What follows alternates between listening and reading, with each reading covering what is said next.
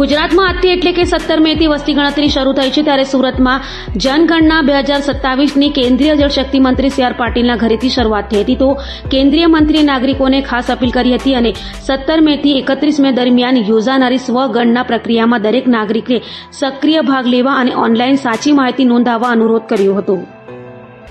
ગુજરાતના આજથી જનગણના શરૂઆત થઈ છે, ત્યારે સુરતમાં મનપા કમિશનર એમ નાગરાજને ડેપ્યુટી કમિશનર નિધિ સિવાય દ્વારા કેન્દ્રીય મંત્રી સી આર પાટીલના ઘરેથી જનગણના શરૂ કરી હતી. જનગણના 2027 દેશના ભાવિ વિકાસ અને આયોજન માટે ભારત સરકાર દ્વારા હાથ ધરાતી સૌથી મહત્વપૂર્ણ રાષ્ટ્રીય પ્રક્રિયાઓમાંની એક છે. વસ્તી ગણતરીમાંથી પ્રાપ્ત થતી માહિતીનો ઉપયોગ સરકાર દ્વારા નીતિ નિર્માણ, વિકાસ યોજનાઓ, સંસાધનોના યોગ્ય વિતરણ, આરોગ્ય, શિક્ષણ, આવાસ, રોજગાર અને પરિવહન જેવી વિવિધ જનકલ્યાણકારી યોજનાઓના અસરકારક અમલીકરણ માટે કરવામાં આવે છે.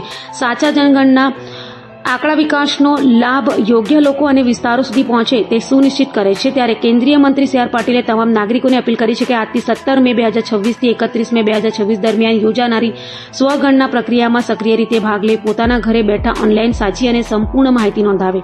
તો સાથે સી આર પાટીલે વધુમાં કહ્યું હતું કે આપ દ્વારા આપવામાં આવેલી માહિતી કાયદા મુજબ સંપૂર્ણપણે ગુપ્ત રાખવામાં આવશે અને તેનો ઉપયોગ માત્ર આંકડાકીય તથા વિકાસલક્ષી હેતુઓ માટે જ થશે. તેમણે વધુમાં કહ્યું કે કેટલાક લોકો નોકરી ધંધા પર હોવા છતાં પોતાના અનુકૂળ સમયે માહિતી ભરી શકે છે. સાથે જ ઘરે આવનાર વસ્તી ગણતરીના અધિકારીઓ અને કર્મચારીઓને સંપૂર્ણ સહયોગ આપવા પણ અપીલ કરી છે. ભાવિ વિકાસ અને આયોજન માટે ભારત સરકાર દ્વારા હાથ ધરાતી સૌથી મહત્વપૂર્ણ રાષ્ટ્રીય પ્રક્રિયાઓમાંની એક છે. વસ્તી ગણતરીમાંથી પ્રાપ્ત માહિતીનો ઉપયોગ સરકાર દ્વારા નીતિ નિર્માણ, વિકાસ યોજનાઓ, સંસાધનોના યોગ્ય વિતરણ, આરોગ્ય, શિક્ષણ, આવાસ, રોજગાર, પરિવહન તેમજ વિવિધ જનકલ્યાણકારી યોજનાઓના અસરકારક અમલીકરણ માટે કરવામાં આવે છે. સાચા જનગણના આંકડા વિકાસનો લાભ યોગ્ય લોકો અને વિસ્તારો સુધી પહોંચે તે સુનિશ્ચિત કરે છે.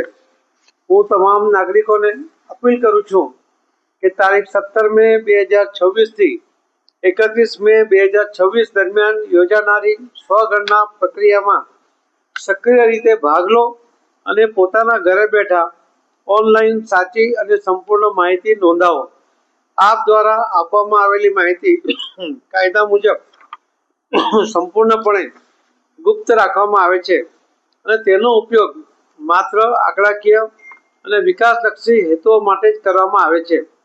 જનગણનામાં આપની ભાગીદારી રાષ્ટ્ર નિર્માણમાં આપનું મહત્વપૂર્ણ યોગદાન છે.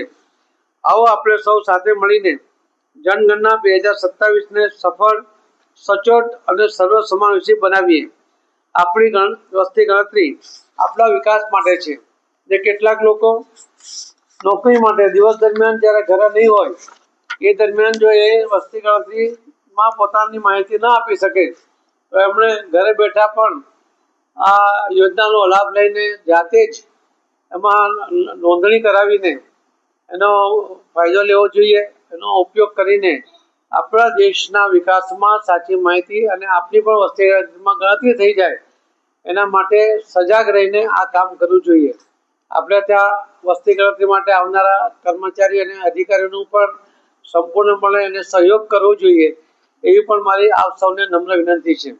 મને વિશ્વાસ છે કે આ વસ્તી ગણતરીના આધારે જે સચોટ આંકડાઓ આવશે એના કારણે નીતિ આયોગ માટે કે કેન્દ્ર સરકારને પોતાના બજેટમાં કે રાજ્ય સરકારને પણ પોતાના બજેટમાં યોગ્ય જોગવાઈ કરવા માટે સંપૂર્ણ માહિતી એમને મળશે, જેના કારણે ખૂબ સારી રીતે વિકાસના કામો પણ હાથ ધરાશે અને લોકોને ખૂબ મોટો ફાયદો પણ એમાંથી મળી શકશે. તો હું ફરીથી આપ સૌને વિનંતી કરું છું કે આપ સૌ આ વસ્તી ગણતરીમાં આપણા સ્વગણના દ્વારા પણ અથવા તમને વસ્તી ગણતરી માટે આવનારા કર્મચારી અને અધિકારીઓને સહયોગ કરીને પણ આમાં સહયોગ આપો એવી નમ્ર વિનંતી છે. ધન્યવાદ. ભારત માતા કી જય.